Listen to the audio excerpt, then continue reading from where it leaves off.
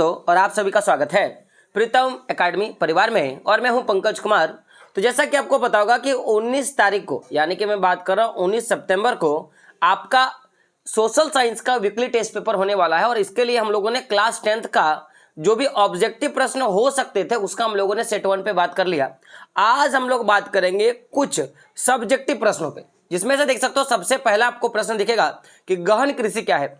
देखिए आपको आंसर क्या लिखना है कि वह खेती जिसमें अत्यधिक उत्पादन के लिए प्रति इकाई भूमि पर पूंजी और श्रम की अधिक मात्रा का प्रयोग करके किया जाता है उसे गहन कृषि बोलते हैं।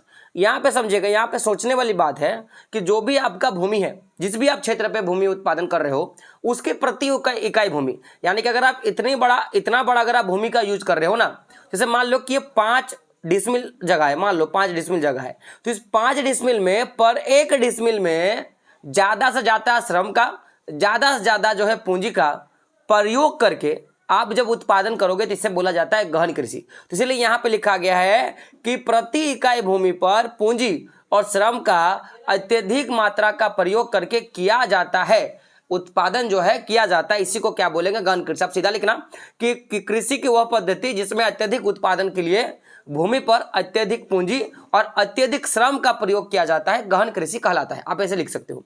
अगला क्या है देख सकते हो, कपास के उत्पादन के लिए भौगोलिक स्थिति क्या होनी चाहिए। तो बात करें आंसर पे, तो कपास के उत्पादन के लिए काली मिट्टी उपयुक्त मानी जाती है। इस फसल के लिए उच्च तापमान, हल्की वर्षा और सिंचाई जो है सिंचाई जो है आपका पाला रहित दिन और खुली धूप की आवश्यकता होती है।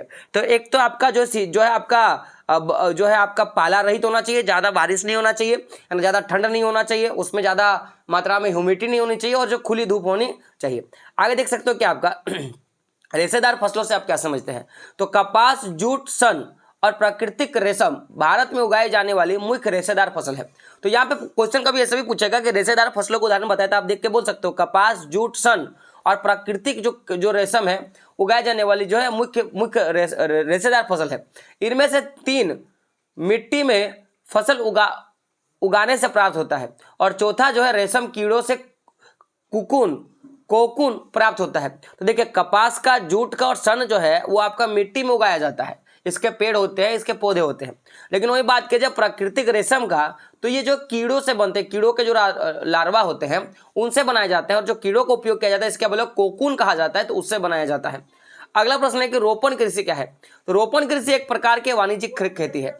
इस प्रकार की खेती लंबी चौड़ी क्षेत्र में एकल फसल बोई जाता है। इसमें अत्यधिक पूंजी और श्रम की आवश्यकता होती है, जैसे चाय, कॉफी, रबड़, गन्ना और केला। तो देखिए यहाँ पे ये भी याद रखिएगा कि चाय, कॉफी, रबड़ और गन्ना जो है, केला और गन्ना जो है वो एक रोपण कृषि का उदाहरण है। और ये भी याद रखिएगा इसमें क्या होगा कि बहुत लंबा चौड़ा क्षेत्रफल, ऐसा नहीं कि 2 डिसमिल, एकड़ में बात कीजिए, 1 एकड़, 2 एकड़, 3 एकड़, ऐसा जो जमीन होता है जिसमें एकल ही फसल माने एक ही प्रकार के फसल लगाएगा। जैसे लगाया तो केवल चाय तो चाय, गन्ना तो गन्ना, कॉफी तो कॉफी, इस तरह का फसल लगा के उत्पादन करेगा। तो जब ज्यादा मात्रा में उत्पादन होगा तो ज्यादा पूंजी का और ज्यादा श्रम को आवश्यकता होगा, जिसके बाद आप इसका खेती कर सकते हो। अगला प्रश्न है आपका मोटा अनाज। तो क्या है कि मोटा अनाज अर्थात मिलेटेट से अर्थ है पहाड़ी, पथरीली या कम उपजाऊ भूमि पर उगाए जाने वाली फसलों से है। इसमें कुछ खाद्यान्न की फसलें हैं और कुछ चारे की, जैसे ज्वार, बाजरा, राग और मक्का मोटा अनाज की फसलें होती हैं। देखिए इसमें क्या होता है कि ये ज़्यादातर पथरीली इलाका, जो भी पथरीली इलाका होगा वहाँ पे जो भूमि होगी वो कम उपजाऊ होती है और वहाँ पे इस टाइप के फसलों को उत्पादन किया जाता है। और इसके उदाहरण क्या है देख सकते हो, ज्वार, बाजरा, रागी, मक्का, ये सब क्या आपका मोटा अनाज का उदाहरण है। अगला प्रश्न देख सकते हो, यहाँ पे प्रश्न पूछेगा भारत में चाय के उत्पादन के लिए भौगोलिक स्थिति का वर्णन करना है। तो देखो यहाँ पे आपका आंसर है कि चाय एक पेय पदार्थ है, यह रोपण कृषि के अंतर्गत आता है। चाय को अंग्रेजों ने भारत में लाए थे। चाय कृषि के लिए उष्ण और उपोष्ण कटिबंध जलवायु, ह्यूमस और जीवाश्म युक्त गहरी मिट्टी तथा सुगम जल निकास वाले ढलवा क्षेत्रों में उगाया जा सकता है। चाय के लिए पूरे वर्ष कोसण नामक और जो है पाला रहित जलवायु की आवश्यकता होती है। चाय एक श्रमिक प्रधान कृषि होती है। देखिए श्रमिक प्रधान का मतलब क्या होगा, यहाँ पे अत्यधिक मात्रा में श्रम होता है। तो सबसे पहले समझते हैं यहाँ पे, एक तो क्या रोपण कृषि के अंतर्गत आता है, इसको अंग्रेज जो है भारत लाया था। साथ ही साथ हम लोग ने देखा कि ये उष्ण और उपोष्ण कटिबंध जलवायु में होनी चाहिए और इसमें ह्यूमस होना चाहिए। ह्यूमस यानी कि मिट्टी में उपजाऊपन ज़्यादा होना चाहिए। और जो ही बात किया जाए कि अगर आप देखोगे तो यहाँ पे जल निकाल जिस भी जगह पे, जिस भी खेतों में, जिस भी पहाड़ी क्षेत्रों में कपास की खेती होगी वहाँ पे पानी निकासी का साधन होना चाहिए। पानी जो है केवल जड़ों पे लगकर बह जाना चाहिए, तभी जाके आप इसका काम कर सकते हो। ठीक है, अगला क्या देख सकते हो क्या, कर्तन दहन प्रणाली से आप क्या समझते हैं? तो किसानों द्वारा जमीन के किसी टुकड़े को साफ करके उस पर अपने परिवार के भरण पोषण के लिए अनाज एवं खाद्यान्न फसल उगाते हैं। जब उस मिट्टी की मृदा की उर्वरता शक्ति कम हो जाती है तो किसान उस भूमि को छोड़कर कहीं और चले जाते हैं और फिर किसी भूमि को साफ करते हैं और खेती कार्य करते हैं। इसे स्थानांतरण कृषि या कर्तन दहन प्रणाली बोला गया और इसे ही जो है आपका झूम खेती के नाम से भी फेमस है। तो क्या करता है किसान की, जो कोई भी एक क्षेत्र को पकड़ता है उस क्षेत्र पर वो कृषि करना शुरू करता है। तो पहले वहां पे क्या होगा, जंगल होगा तो जंगल के पेड़ों को काट देता है, झाड़ियों को काट देता है, उसको जला देता है। फिर वहां पे 1-2 साल 3-4 साल खेती करता है। फिर जब वो देखता है कि यहाँ पे उपजाऊपन घट गया और फिर उसके अगले वाले भूमि पर सेम वो क्या करते हैं, वहाँ पे पेड़ों को काटते हैं। पेड़ों को काटने के बाद उनको जलाते हैं। फिर वहाँ पे 3-4 साल खेती करते हैं। फिर वो देखते हैं कि यहाँ पे ह्यूमस जो है घट गया, फिर वो आगे बढ़ते हैं। तो ये जो लगातार प्रोसेस है इसी को हस्तांतरण कृषि और कर्तन दहन प्रणाली और साथ साथ में झूम खेती इसको कहा जाता है।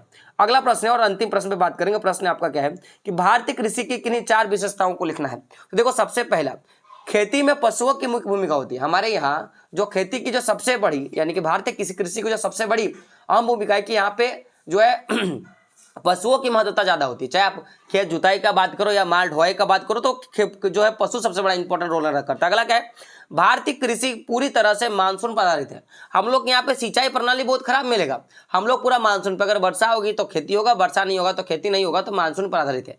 अगला क्या है, भारतीय कृषि में जोतों का आकार छोटा। जोत तो मतलब देखो यहाँ पे ज्यादातर जो खेत पाए जाते हैं वो छोटा पाया जाता है, छोटा आकार का पाया जाता है। अगला क्या है, उत्पादन में खाद्य पदार्थों की बहुत अधिकता रहती है और हम लोग यहाँ पे जो सबसे ज्यादा उत्पादन करते हैं वो किसका करते हैं, तो खाद्य पदार्थों का उत्पादन सबसे ज्यादा करते हैं। देखिए चार अगर बात की जाए विशेषता का, तो पहला विशेषता क्या है, पशु प्रधान होगा। दूसरा क्या है, मानसून पर आधारित होगा। खेत का आकार छोटा होता है, जोतों का आकार छोटा होता है, पूरा का पूरा हम लोग ज्यादा से ज्यादा खाद्यान्न पदार्थों का ही उत्पादन करते हैं। तो जो भी इंपॉर्टेंट प्रश्न था मैंने आपको करवा दिया। इन सभी प्रश्नों को आपको रट लेना है। आपके एग्जाम में यहीं से आपके प्रश्न जो है पूछे जाएंगे।